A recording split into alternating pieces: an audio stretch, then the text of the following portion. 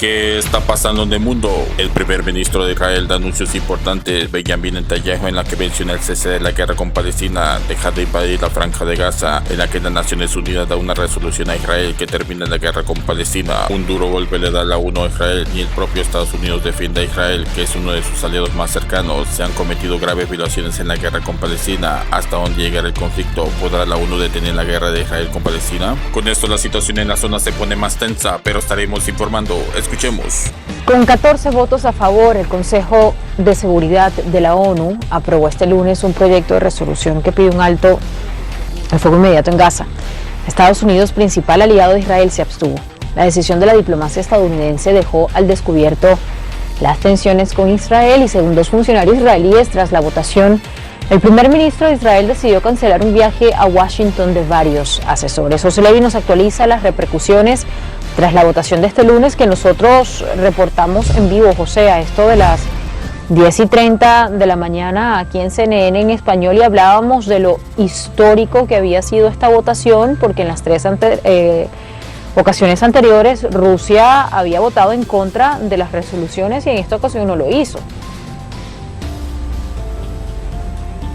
Sí, aquí estamos viendo una situación, Alejandra, buenos días, en la cual es evidente las tensiones que hay, muy especialmente entre Joe Biden y Benjamin Netanyahu, hasta el punto de que en la Casa Blanca aseguran de que, a pesar de la cercanía entre ambos países, no está prevista ninguna conversación telefónica de Biden con Netanyahu para intentar superar las diferencias. Vemos este voto, efectivamente llama a un cese del fuego inmediato.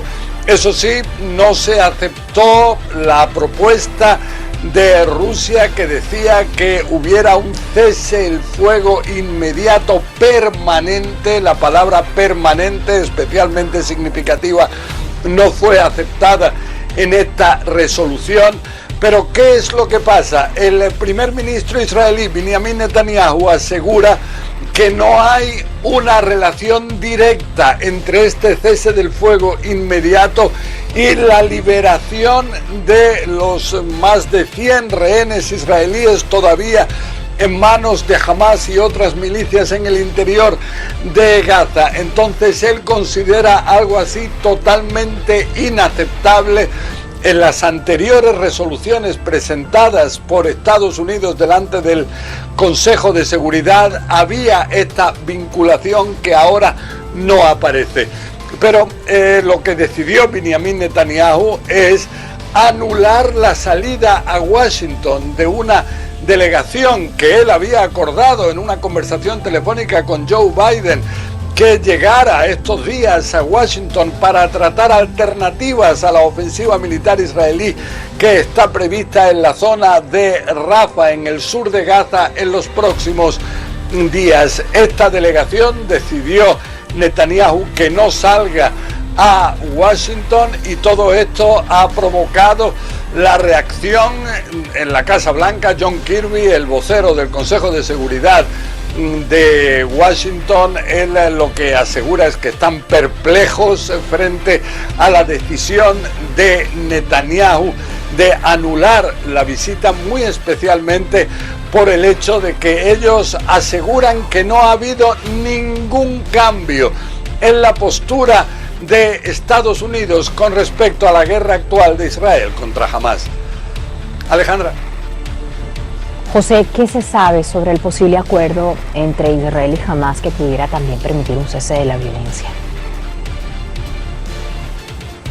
Bueno, vemos que hay ahí labores de mediación, muy especialmente de Qatar, en su capital, en Doha. Y esto, cuando existe una propuesta de Estados Unidos para intentar superar las diferencias, hay que decir que esta propuesta fue aceptada precisamente por Israel. Lo que sí es que en Hamas ahora dan marcha atrás y aseguran que ellos todavía siguen exigiendo el cese del fuego permanente en la zona, la retirada de las tropas israelíes de Gaza Y esto cuando un aspecto fundamental del acuerdo presentado ahora, la propuesta presentada por Estados Unidos, está basada en la liberación de 40 del más de centenar de rehenes israelíes de Gaza, a cambio de la liberación, se dice, de 700 palestinos en cárceles israelíes acusados de terrorismo, y esto cuando habría una pausa en la ofensiva militar israelí de 6 semanas, o sea, 42 días. En cualquier caso, esta propuesta todavía está siendo estudiada por las partes, y lo que dicen en Israel es que la resolución ayer del Consejo de Seguridad hace que Hamás intente quizás el confiar más en las resoluciones del Consejo de Seguridad que en un posible acuerdo con Israel mediado por Qatar, y entonces es por eso que da marcha atrás y ahora vuelve a las posturas iniciales de este movimiento. Es de destacar que, por ejemplo, Yoav Gallant, el ministro de Defensa israelí, que se encuentra y mantiene estos días, ayer y hoy, reuniones en Washington del más alto nivel, él asegura que ahora mismo un cese del fuego, o sea, algo que haga que Israel no siga actuando para liberar a los rehenes que todavía se encuentran dentro de Gaza, sería moralmente inaceptable. Tras la votación el lunes en el Consejo de Seguridad de la ONU, en Estados Unidos destacan que no ha cambiado la política de su país con respecto a Israel y que continúa el compromiso inquebrantable con la seguridad de este país. Así se lo ha dicho Lloyd Austin, el secretario de Defensa estadounidense, a su homólogo israelí Yoav Gallant en una reunión en Washington.